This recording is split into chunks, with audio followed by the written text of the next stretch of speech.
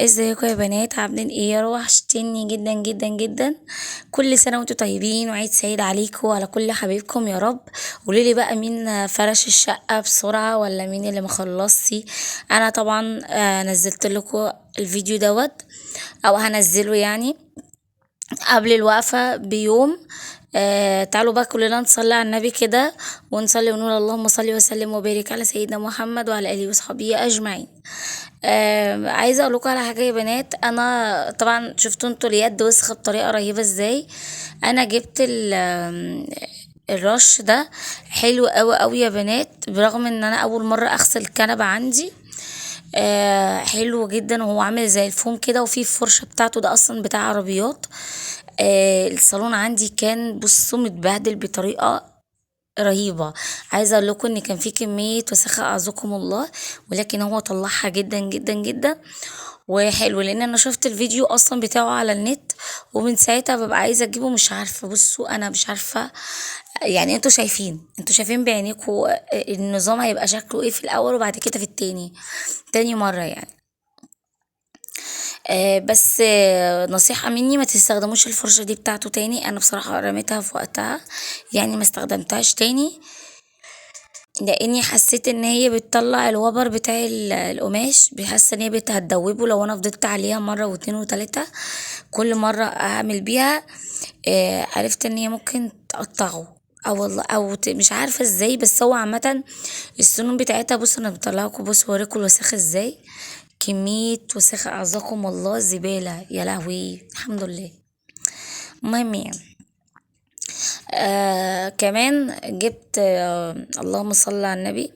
جبت الفرشة العادية بتاعت عندنا، بتاعت البلاط، عادية خالص عشان اعملها. وفي الاخر برضو خفت برضو لان طلعت وبر. عارفين انتوا اللي هي السفنجة عادية خالص، اللي هي بتاعت المطبخ عادي، اللي بتعملي بيها المواعين. هي دي انا جبتها، وحطيت شوية اللي هو الرش ده عليها. طبعا دي القاعدة. طبعا عايزه اقول لكم ان القعده كلها مش نضيفه برضو، بس الحمد لله الحمد لله. انا عندي الصالون بقى بيبرق يا بنات، بقى بيبرق حرفيا. مش عارفه انا صورته معاكم هنا بعد ما خلصت ولا لا، بس بجد تحف التحف. طبعا انا وريتكم الايد عامله ازاي بعد ما خلصت، قبل ما اخلصها وبعد ما خلصتها. وريت لكم حته هنا وانا بتاعت القعده هنا، يعني وانا قاعده بصور معاكو. شفتوا الحتة اللي هي بتاعت المقعد بتاع الكنبة؟ برضو وريتهالكوا، لان طبعا مفيش تقريبا بيضات صالون. لفيت الدنيا كلها ما بلاقيش اصلا حاجة كويسة، ومش بلاقي اصلا. كل صعب، كل اللي انا بلاقيه ركنة وانتريه، ما بلاقيش صالون خالص. الصالون مظلوم والله يا جماعة. بس بجد المرة دي،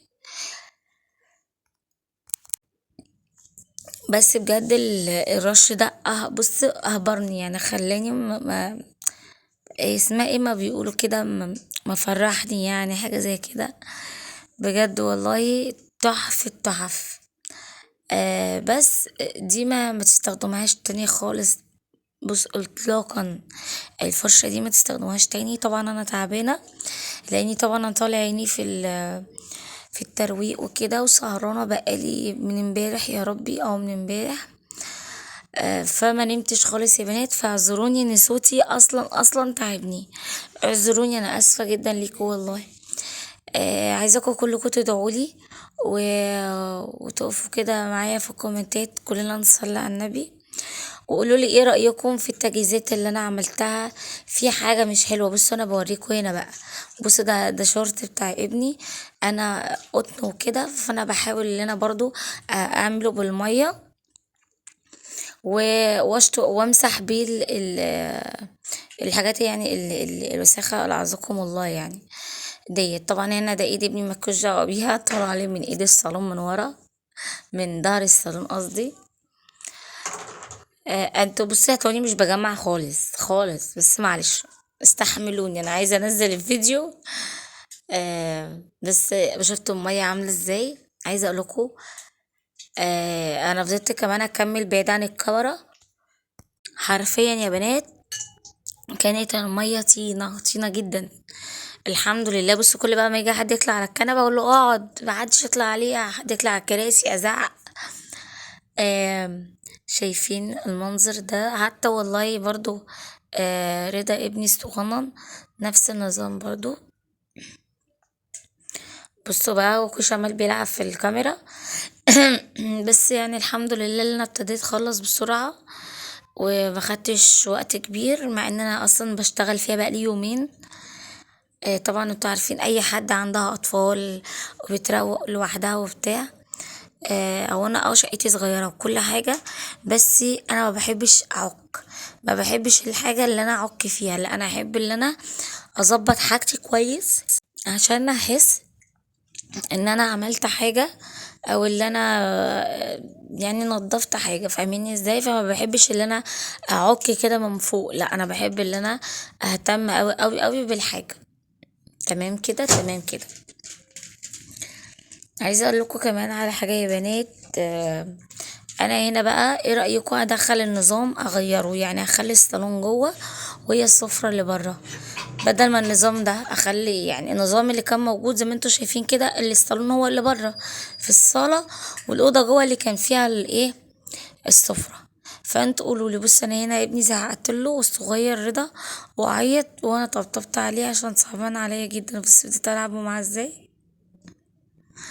يا حبيبي ربنا يحفظهم ليا يا رب، ويرزق كل مشتاق بالذرية الصالحة يا رب العالمين. فانتوا ايه رأيكم؟ يعني ايه رأيكم كده؟ قولوا لي في الكومنتات. الصالون بره احسن في الصالة، بس انا بقول عشان تبقى جنب المطبخ السفرة.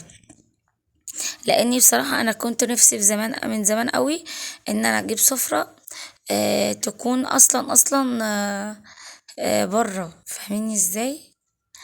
يعني احطها بره في الصالة عشان تبقى جنب المطبخ.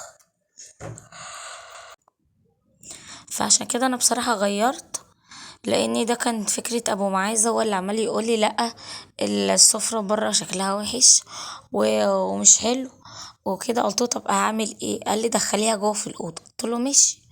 وبصراحة ما كنتش عايزة ادخلها، لاني برضو فضلت اتكلم معاه كتير لا وبلاش وبتاع، وما ينفعش ازاي ان انا مثلا لو ما يكون في ضيوف اعدي مثلا بالاكل في وسطيهم، يعني فاهماني ازاي؟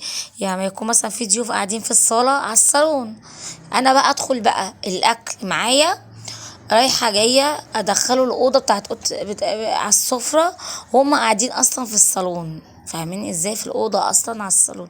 ازاي انا اعدي انا بقى كده في وسطهم؟ وممكن حاجه تقع مني، ممكن يعني ممكن حاجه تطلع ناقصه، مش عارفه ازودها بتاع، انا مش عارفه انقصها، حاجه زادت. يعني قلت له حاجات زي كده، قلت له ما ينفعش. قلت له المعروف ان الصالون هو اللي جوه، او الكنبه هي اللي جوه، او الركنه وتريفل يعني اي حاجة. والسفرة هي اللي بتبقى بره جنب المطبخ، علشان تبقى دي اقرب حاجة للمطبخ. عشان مثلا ايه؟ آم، مثلا في حاجة مثلا مش يعني مش حلوة مش مظبوطة على السفرة، هتتظبط. لكن ازاي هظبطها وكل شوية اعدي ما بين الضيوف؟ اذا جت بقى من قرايبك او من اي حد مثلا، او من اي حد من قرايبي، وانا كده كده محدش بيجيلي كتير، بس انا بقول يعني ممكن والله اعلم. انتوا فاهميني ازاي؟ وبعدين انا بصراحة حابة المنظر قوي قوي يا بنات، تكون هي السفرة جنب المطبخ. يعني ما هو هي معروفة في كل حتة اللي السفرة بتبقى جنب المطبخ او قريبة في المطبخ، يعني قريبة من المطبخ. اذا جت بقى لو المطبخ مقفول وصغير زي بتاعي كده، بتحطي مثلا في الصالة. وانا اصلا السفرة اللي عندي دي صغيرة جدا جدا، يعني مش كبيرة قوي ولا حاجة، دي صغننة. هو انتوا فاهميني ازاي؟ السفرة الحديدي يعني، بس صغنونة خالص مش اللي هي. بس الحمد لله نحمد ربنا طبعا.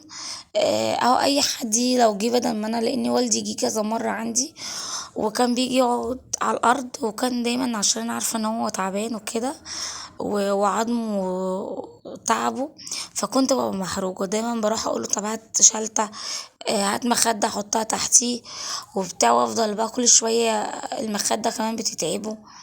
يفضل يقول لي القطن بتاعها نشف ليه كده، اقول له معلش ما عشان احنا ما عمل يعني ما نجناهوش وكده. بس الحمد لله. هو فضل يقول لي يا بنتي انا مرتاح. والله العظيم عايزه اقول لكم على حاجه. بجد الابهات والاهالي اللي هم الام والابهات والاخوات معلش يا بنات حقكم عليا. بجد والله الناس دي بجد ربنا يا رب يبارك في عمرهم بجد. بيحسوش مش عايزين يحسسوا بنتهم بأي حاجة ناقصة في حياتها. يعني أنا مثلا والدي لما جه قال لي لا ده كده احسن، قلت له معلش يا بابا والله لو انا قعدتك في الارض انا عارفه ان انت تعبان. قال لي لا لا ده كده احسن انت، انا بحب قوي قعده الارض وبتاع. فانا عامه انا وعيالي وجوزي بنحب ناكل في الارض، لكن انا جايباها للناس الكبيره. للناس الكبيره اصلا اللي ما بتعرفش تقعد في الارض زي والدي، زي مثلا عمامي. انا عندي عمي برضو ساعات ممكن يجيلي، هو جاني بصراحه مرتين بس. انا بصوا الناس الكبيره دي انا ما بحبهاش تيجي تقعد في الارض زي اخويا مثلا. انا بتكسف، فاهميني ازاي؟ لان انا عارفه ان هما ناس تعبانه، عارفة ان هما ناس يعني كبار في السن عضمهم كبر خلاص، فما بيحبوش يقعدوا على حاجة ناشفة، فاهميني ازاي؟ واكيد في ناس كتير زيهم موجودين برضه عندكم. آم، وبعد كده ايه رأيكم بقى؟ بصوا انا دلوقتي دخلت الصالون جوه، شايفين بقى المنظر كده صح ولا لأ؟ برضه هو هيبان اكتر لما هفرش خالص معاكم. طبعا انا عايزه اقول لكم على حاجه، انا طبعا مسحت الاوضه بتاعه قبل ما ادخل الصالون مسحتها وكل حاجه، وكنت مسحها قبل كده. طبعا انا كنت بقى السقف، يعني عامله ما فيش عنكبوت عندي ولا اي حاجه، بس انا برضو بشقر على السقف على طول وبظبطه على طول من غير يعني المؤاخذه يا بنات والله يعني نفسي انام حقكم عليا. المهم يا بنات، فانا على طول ببقى بظبط السقف على طول مثلا عشان لو في عنكبوت بتاع. انا من غير عيد انا على طول ايدي على طول في السقف يعني. تمام كده عشان بس الناس ما تجيش تقول لي، او واحده تيجي تقول لي انت ازاي فرشتي وما عملتيش الحيطه مع مش شبابيك وبتاع. لا انا خلصت الشبابيك، مخلصه الحيطه، مخلصه السقف، كل حاجه انا بصوا مظبطاها الحمد لله. وعايزه اقول لكم على حاجه، انا بجد كل عيد والله والله والله ما بكدب عليكم بيطلع عيني يا بنات. عايزه اقول لكم ان انا بفرح بالشكل بتاع النهائي اللي انا بعد نهايه الحاجه اللي انا بعملها. تلاقيني كل شويه بقى عماله بشقر على الاوضه دي، على المطبخ، هل يا ترى في حاجه مش مظبوطه؟ في ورقه في الارض حد وقعها من العيال، في حاجه على رخامه، في الكلام ده كله. انتوا فاهميني ازاي؟ فانا على طول تلاقيني ببص، واكيد برضو في ناس كتير زي كده. أه ابص مثلا على الدولاب، حد نعكشه ولا لا، حد وقع حاجه ولا لا. عايزه اقول لكم بعد ما بخلص بعمل كل الكلام ده، وتلاقيني لو نمت وقمت تلاقيني برضو عماله بلف على الشقه في حاجه ناقصه. ليه هو كده؟ طبعا ده يوم العيد بس. تمام. ايام العيد اللي انا بعمل فيها كده بتشدد قوي في الموضوع ده. واللي في الايام العاديه بقى بتلاقيني قلت خلاص لو حاجه يعني مثلا الرصه وقعت من الدولاب انا بقوم اعدلها وخلاص. بس مش اللي انا اروح ادور ايه اللي باظ ايه اللي لا. بس انا ببقى عارفه الايام عيد ممكن حد يخش عليا. في مثل بيقول لك ايه، اكنس بيتك ورشه ما تضمنش مين يخشه. بس فهو المثل ده هو ملازمني على طول. فبجد المثل ده حلو جدا فعلا فعلا. اكنس بيتك ورشه ما تضمنش مين يخشه. فعلا انا اكنس بيتي وارشه، اروقه وانضفه اخليه 100 فل و14. انا ما اضمنش فعلا مين يخش، انا ما اضمنش. ممكن حد غريب ممكن يدخل، ممكن اهل جوزي ممكن اي حد. انا ما عنديش صحاب يجوا عندي اصلا، وانا مانعه الموضوع ده. وجوزي برضو مانع ان مفيش صحاب يخش عنده. يعني احنا ما عندناش الكلام ده، بس هما القرايب بس اللي بيجوا. آه ولو عندي صحاب بقابلهم هناك عند والدتي، ربنا يديها الصحة وطولة العمر يا بنات. ويديكوا يا رب لوالداتكم يا رب وطولة العمر والصحة. آه فانا متعودة على النظام ده، انا عارفة. حتى عايزة اقول لكم انا ساعات بتبقى الشقة عندي يومين وتلاتة متبقاش نظيفة، بس برضو بحاول على قد ما بقدر لما بكون تعبانة بسيبها طبعا وبتتبهدل. طبعا بالنسبة اللي فيه أطفال، في مثلا كده أطفال كمان صغيرة مش حد كبير. بس طبعا نقول ايه الحمد لله عايزة اقول لكم على حاجة، فرحت جدا جدا طبعا بالشقة ان هي اتظبطت كده وبقت حلوة.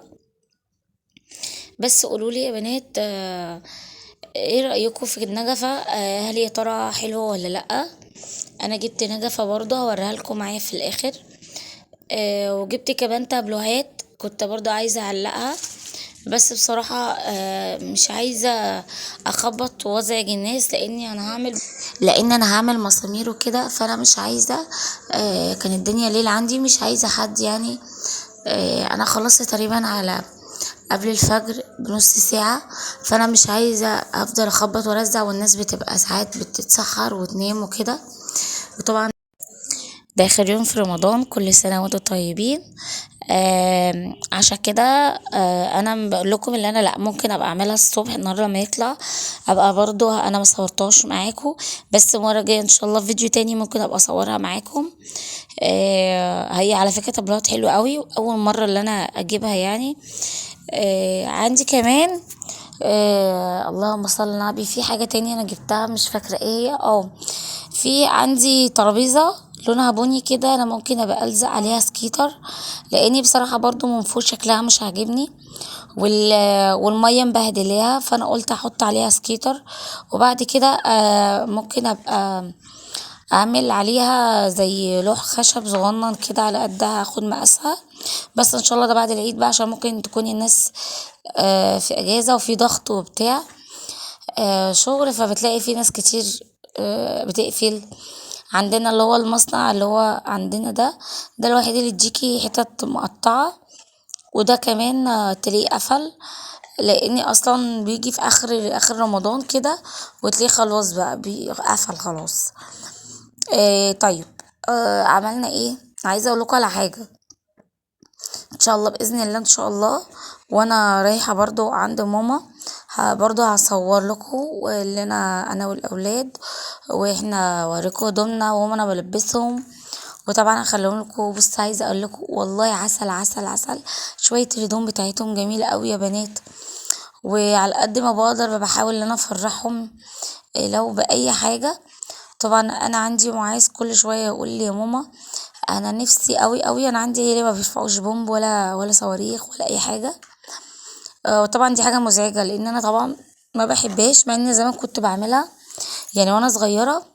آه، كان خلاص بقى اليوم اللي احنا هنصوم فيه وكده، اخر يوم. وبعد كده بعد ما نصومه كان هيبقى نفس اليوم بس على المغرب، وبعد كده ده بقى يبقى الوقفة. فاهماني ازاي؟ اليوم ده كله لحد تاني يوم انا ببقى سهرانة مع صحابي في الشارع قدام باب البيت، وببقى لابسة بقى الترنج، وبقى بفضل افرقع صواريخ وبومب ومش عارفة ايه. فاهميني ازاي؟ وكنت بقى بابا كل شوية يجي يقول لي يا بنتي بطلي يا بنتي الصوت، والناس تطلع تزعق وبتاع. فلا بصراحة كانت ايام جميلة. فانا ان شاء الله باذن الله. واجي قال لي معاذ كذا مرة لي ماما نفسي قوي يا ماما اجيب حاجة كده بتفرقع زي ما الناس بتعملها. قلت له اسمها بومب. يقول لي طب وفي حاجة تانية رفناها كده؟ قلت له صاروخ. يقول لي طيب يا ماما انا عاوزها واعمل زيهم. قلت له بس ما ينفعش، عشان انت ممكن تجربها والصاروخ ما تلحقش ترميه يفرقع في ايدك. يقول لي لا يا ماما، انا هعرف اتصرف ازاي واعرف ارميه بسرعة. فانا كمان يعني عايزه اعيشه الاجواء دي. ان شاء الله برضو هوريها لكم معايا. هجيب له بومب، ومش هجيب له صواريخ طبعا، بس هجيب له بومب. لان هو بصراحه اول مره ان هو يعني يلعب بالبومبا والصواريخ وكده. فان شاء الله باذن الله لما اجيبه برضو كده وهنزل عند ماما. اصلا احنا ما بنخرجش غير اروح عند ماما، بس نلبس وكل حاجه واروح عند ماما. ماما بقى تدي العيال العيدية. ربنا يديها الصحة وكده كده يعني. بصوا بقى، انا هنا خلاص خلصت وفرشت خالص، بس برضو لسه في حاجات ناقصة. شايفين بقى هنا المنظر عامل ازاي؟ عايزة اقول لكم على حاجة يا بنات، والله والله انا بحس براحة نفسية لما بطلعها بره. مش عارفة ليه، يعني الصالون لما بيكون بره في الصالة بحس لا اللي هو مش حلو، لا مش عاجبني خالص. حبايب قلبي عاملين ايه؟ يا رب تكونوا كويسين. كل سنه وانتم طيبين يا رب. عيد سعيد عليكم وعلى كل حبايبكم. بصوا بقى، انا كده خلاص خلصت الشقه خالص وفرشتها. بصوا الستاره ديت، ربنا يبارك لها، خلت جوزي جابتها لي وكده. ربنا يبارك لها يا رب وكده، ان هي جددت فهي هتمدي هاني. بصوا بقى، هنا انا جبت، شفتوا انتوا المشمع ده؟ بصوا شايفين المشمع ده؟ انا جبته. تمام. وانا بس صوتي تعبني شويه عشان بس ما نمتش من امبارح. وجبت كمان البونبونايه ديت. بصوا حطيت كمان فيها الاشكال دي. تمام. كمان شكل كده بقى. تمام كده. المبخره الجميله ديت. انا كده. بصوا انا كده كده، بصوا داخله الاوضه جوه. تمام. بصوا هي يعني على قدي وخلاص. فاهميني ازاي؟ يعني انا والله مش عامله حاجه واو، يعني هي حاجه بسيطه جدا على قدي. ادي اهو. طبعا ده كان المفروض احط عليه حاجات، بس بصراحه ما يعني مش معايا وما جبتش كمان. تمام. على اول المدخل كده بتاعه اوضه الجلوس، في شجره هناك هنا وشجره هنا، تمام، يمين وشمال. تمام. شايفين بقى انتوا النجفه اللي فوق دي حلوه قوي يا بنات، على فكره رخيصه جدا وجميله جدا. شايفين؟ انا كده كده خلصت. بس انا بلف لكم بس بظهري. هنا بقى بقيه الستاره. هي تقريبا الستاره 3 قطع، هي دي تاني. ربنا يديها الصحه وطول العمر، وشكرا جدا جدا ليها طبعا. بصوا بقى، طبعا فرشت في الارض، بس طبعا انا حاطه اللي في الارض دي علشان عليها بس عشان ما تتوسخش، لان انا طالع عيني والله يا بنات. شايفين ازاي حاطه دي؟ بصوا، مع انها هي اهي تحت، هي جميله جدا وانا فرشاها. تمام. بس برضو حاطه كده. تمام. وهنا كل حاجه. انا هنا بقى دخلت كده خلاص المطبخ. طبعا كل حاجه نظيفه عندي زي الفل، الحمد لله. طبعا اهو بوتاجاز عندي نضيف، بيبرق وبيلمع. الرخامه عندي ما فيهاش اي حاجه. برضو بصي، عايزه اقول لكم انا طالع عيني. انا الكوبايه دي ابو معاذ بس لسه شارب فيها اسمه دوت شاي وكده. بس شايفين يا جماعه؟ يعني انا، قولوا لي ايه رايكم في ذوقي. انا بس بحب اوريكم كل حاجه انا عملتها معاكم. طبعا انا حطيت الايه القرانيه دي كده. قل الله احد اول حاجه اهي.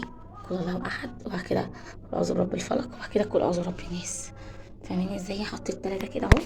هي السلسله جايه مع بعض، حطيتها كده على الباب. حلو خالص. بصوا، شايفين؟ حلو قوي كده، وضحت اكتر. تمام. احنا بقى اوريكم كمان في المنظر ده. حلو. عايزاكم تقولوا لي ايه رايكم في ذوقي، وانا فرشت كويس او شقتي ايه هي، يعني عجبتكم ولا لا. عايزه اقول لكم على حاجه يا بنات، انا ما بفرش على قدي. اي حد من قرايب جوزي لو اداني حاجه انا بشكره، لان هم زعلوا النوبه اللي فاتت ان انا نزلت فيديو وما شكرتش بنت خالة جوزي اللي هي ادتني السفرة. ولكن انا بشكرها جدا جدا طبعا، وبشكر اي حد عمل معايا حاجة كويسة. وطبعا انا بيتي كله يعني من عندهم يعتبر، يعني كل حاجة من عندهم. ربنا يديهم الصحة وطولة العمر، ويا رب ما يحرمنيش منهم ابدا. وكل سنة وانتم طيبين، وعيد سعيد عليكم يا حبايب قلبي. يلا باي باي.